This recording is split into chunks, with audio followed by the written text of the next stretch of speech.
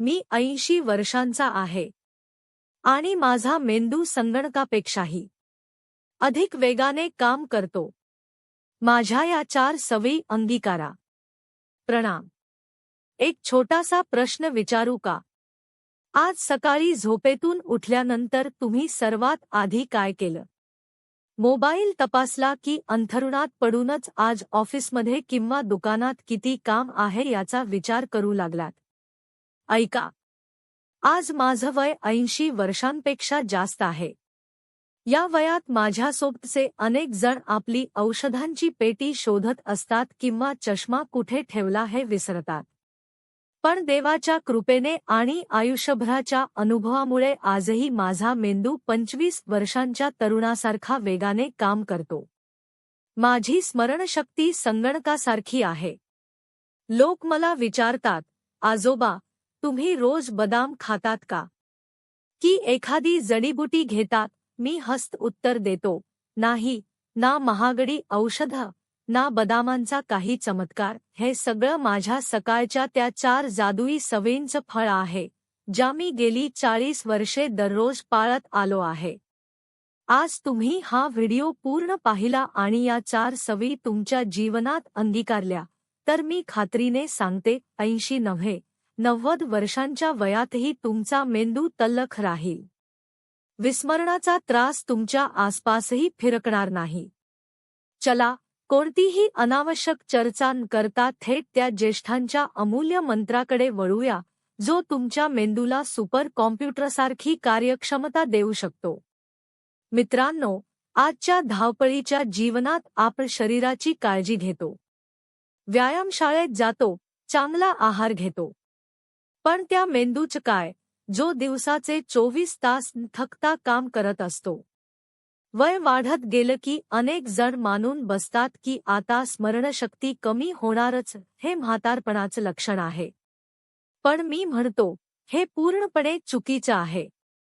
आपला मेंदू हा स्नायूप्रमाणेच असतो. जितका त्याचा योग्य वापर कराल, तितका तो अधिक सक्षम आणि मजबूत होईल. आणि याची सुरुवात होते सकाळच्या पहिल्या 1 तासापासून. जो माणूस आपली सकाळ जिंकतो, तो आपल्या मेंदूलाही जिंकतो. चला, आता पहिल्या सवयीबद्दल बोलूया. ऐकायला ती अगदी साधी वाटेल, पण तिचा परिणाम थेट तुमच्या मेंदूच्या पेशींवर होतो. 1. सकाळचे पाणी, अमृताचा घोट, मॉर्निंग हायड्रेशन. होय, मी पाण्याबद्दल बोलत आहे. पण थांबा, पाणी पिण्याचीही एक योग्य पद्धत आहे. आयुर्वेदात तिचं महत्त्व सांगितलं आहे आणि आधुनिक विज्ञानानेही ती मान्य केली आहे. मी रोज सकाळी दात घासण्यापूर्वी किमान 2 ग्लास कोमट पाणी पितो.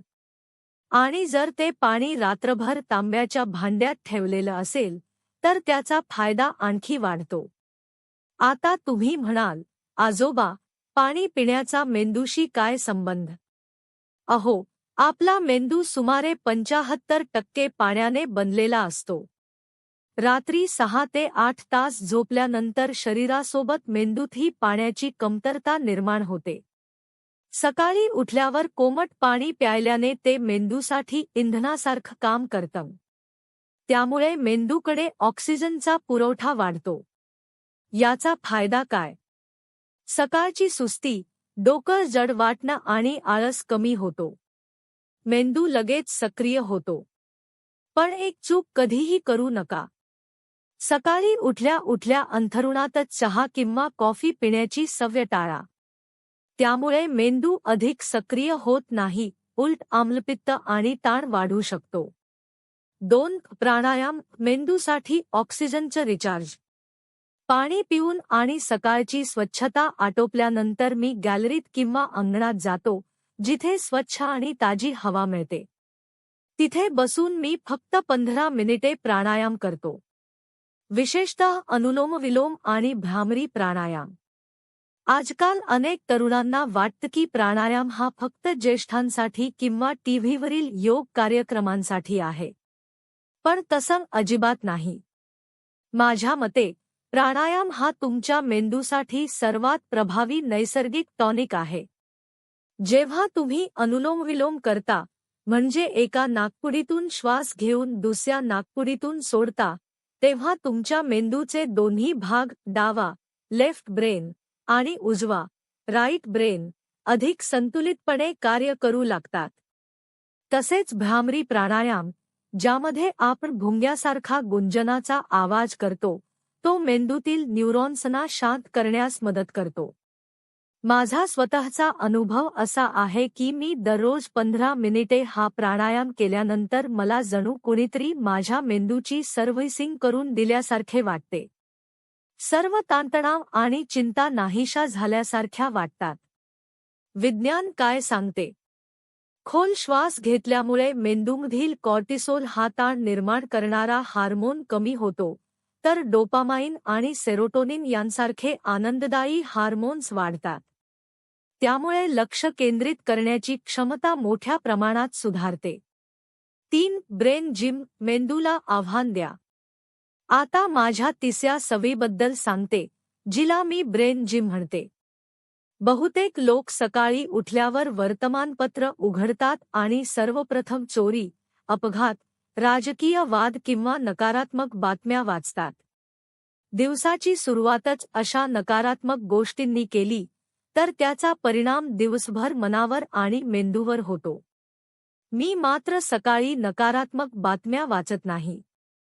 त्याऐवजी दररोज अर्धा तास माझ्या मेंदूला एखादं नवीन आव्हान देतो. वर्तमानपत्रातील सुडोकू किंवा शब्दकोडे सोडवतो. कधी श्रीमद्भगवद्गीतेतील एखादा श्लोक वाचून त्याचा अर्थ समजून घेण्याचा प्रयत्न करतो. तर कधी माझ्या डायरीत डाव्या हाताने काही लिहिण्याचा प्रयत्न करतो. आश्चर्य वाटलं ना? होय. जर तुम्ही उजव्या हाताने काम करणारे असाल तर कधीतरी डाव्या हाताने दात घासून पहा किंवा काही लिहून पहा. त्यामुळे मेंदूमध्ये नवीन न्यूरल पाथवे तयार होतात. जेव्हा मेंदूला एखादं नवीन आणि थोडं कठीण काम दिलं जातं, तेव्हा तो अधिक सक्रिय होतो आणि अधिक वेगाने काम करू लागतो. यालाच न्यूरोप्लास्टिसिटी म्हणतात. मेंदूला वृद्धत्वापासून दूर ठेवण्यासाठी याहून सोपा आणि प्रभावी उपाय क्वचितच मिळेल. 4. हिरव्या गवतावर अनवाणी चालणे आणि सकाळच्या सूर्यप्रकाशाचा लाभ. माझी चौथी आणि शेवटची सवय म्हणजे सकाळच्या कोवळ्या उन्हात हिरव्या गवतावर अनवाणी चालणे. ही सवय आजही मला लहान मुलासारखी ऊर्जा देते. यालाच अर्थिंग किंवा ग्राउंडिंग असेही म्हणतात. सकाळच्या द्वबिंदूंनी ओलसर झालेल्या गवतावर अनवाणी चालल्याने पायाखालील अक्युप्रेशर पॉइंट्स सक्रिय होतात.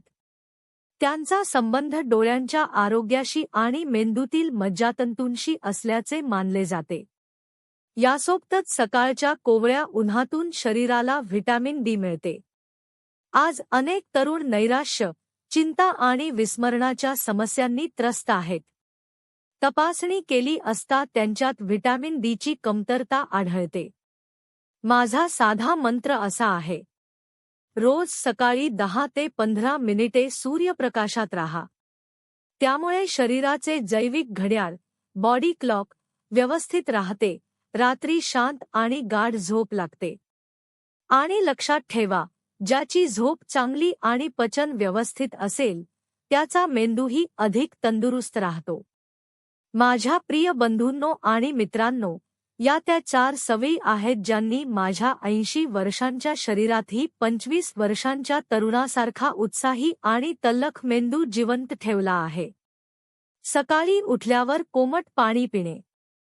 15 मिनिटे प्राणायाम करून मेंदूला ऑक्सिजनचा पुरवठा वाढवणे. सुडोकू, शब्दकोडे किंवा नवीन पुस्तकांद्वारे मेंदूला रोज नवीन आव्हान देणे. सकाळच्या सूर्यप्रकाशात हिरव्या गवतावर अनवाणी चालणे. बंधूंनो, वय हा फक्त एक आकडा आहे. म्हातारपण आधी शरीरात नाही, तर मनात आणि मेंदूत येतं. जर तुम्ही तुमचा मेंदू सतत सक्रिय ठेवला, तर तुम्ही आयुष्यभर उत्साही राहू शकता. जर माझे हे अनुभव तुम्हाला उपयुक्त वाटले असतील, तर हा व्हिडिओ तुमच्या मित्रमंडळींना आणि कुटुंबियांना नक्की शेअर करा. तसेच या चॅनेलला सबस्क्राईब करायला विसरू नका. येथे तुम्हाला अशाच उपयुक्त आणि प्रेरणादायी गोष्टी सतत मिळत राहतील. उद्यापासून तुम्ही यापैकी कोणती सवय सुरू करणार आहात ते मला कमेंटमध्ये नक्की सांगा. मी तुमच्या प्रतिसादाची वाट पाहीन. निरोगी राहा, आनंदी राहा.